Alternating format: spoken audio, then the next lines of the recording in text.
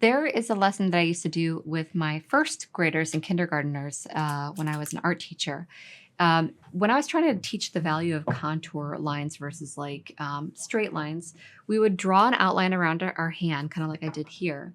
And then what I would have them do is take a ruler. I don't have a ruler on me at this point in time, so I'm just going to do my best. But I would have them draw straight lines in between their fingers. So a straight line, and then they would jump across, continue the line, jump across, continue the line. I think you see where I'm going with this, and then continue the straight line.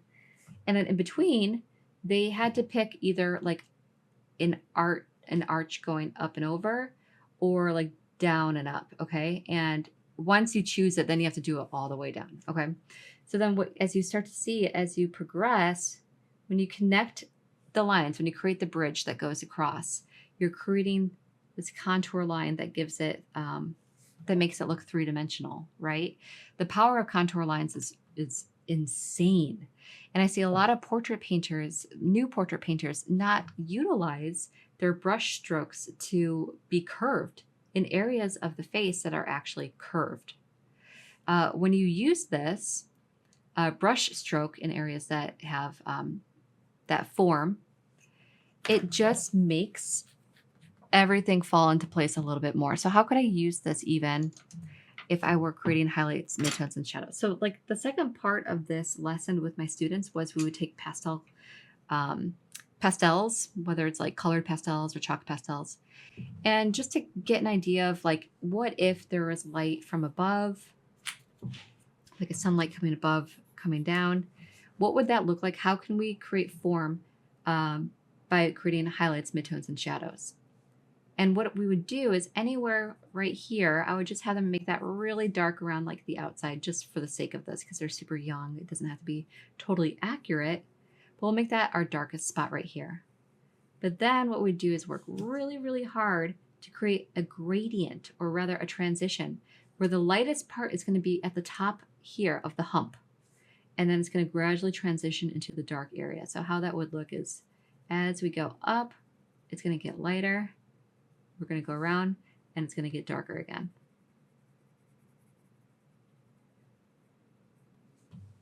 So if you do this for the entire thing, not only are those lines helping us create the right direction of our gradients, but it's also helping us see the highest point of that form, the highest point of our finger, right? And that will let us know how we can figure out where our lighting, our highlights, midtones, and shadows will appear. So let me give you another example, as if maybe on this finger over here, let's say that the light is now coming from here. So our highlights are going to be on this side. Okay. So that means that the darkest area is going to be over here. We're going to have shadows coming off in that direction. Probably not that much. Like we have to consider like the finger is like this. All right, here we go. I'm going to have a shadow here. It's going to be darker where it meets the table. Okay, now the highlights are going to be here. So I am going to create my mid-tone here. And then I'm going to bring this into shadow on the side. And then I will have my highlights here. So there are different ways that you need to think about lighting, right? There's different ways that you can use contour lines as well. And there's different ways that you can create gradients, highlights, midtones, shadows. How do you create form depending on where the light is located? All right, one more thing is reflective color, reflective light. Let's say that the table is red. We have our hand on the table.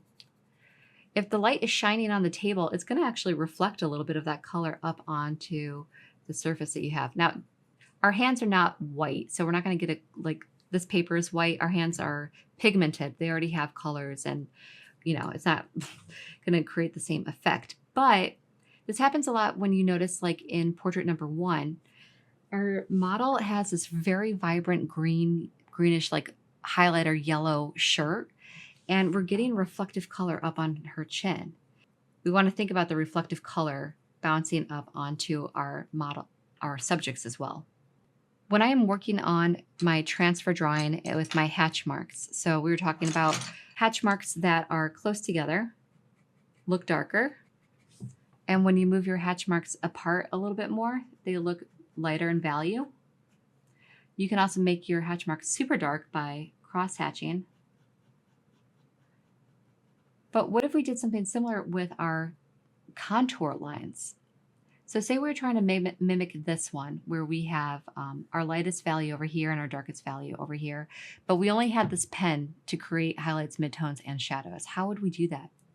You can utilize your contour lines not only to create that form, but we can also use it to create shadow, midtones, and highlights. So let me show you an example. If we had them further apart, that's more of like a midtone, right? So why don't we do something like this, where we're kind of continuing this line while keeping that shape of the contour. Can you see that? So we're kind of keeping the shape of the contour. And now what I'm going to do is, as I create a gradient, I might start a little bit further in between to kind of bring that gradient transition out here. Then maybe I go further down, make more contours here. And then even here, maybe I do more contours, make it really, really dark here. This is important because when we are doing our transfer drawing, in the beginning, I really want you as a beginner artist to focus on where your highlights, your midtones, and shadows are, right? That means that you can use this idea of using contour lines or just straight, hatch mark lines. You can do either one. But how can you use that to help you remember how the shape of someone's face looks, like the form of someone's face looks? Like, for example, let's take one of our actual reference photos from the course. So in our first model, when I am creating my blueprint, my transfer blueprint for the first time, what I'm doing is I'm not only doing like hatch mark lines, but I'm thinking about like the planes of the face. Like, where are the planes of the face? So I see a plane of the face here, which is like basically a shape. So if I wanted to, I could really do a shadow straight hatch mark here. But now I can see that there's a very interesting curve here that I don't want to forget about. So maybe what I can do is like kind of create a contour hatch mark contour lines here to help me remember the shape of that nose. So not only are you playing with like the value of your lines, whether they're close together or further apart, but you can also be playing with the shape and the contour lines as well to create 3-dimension.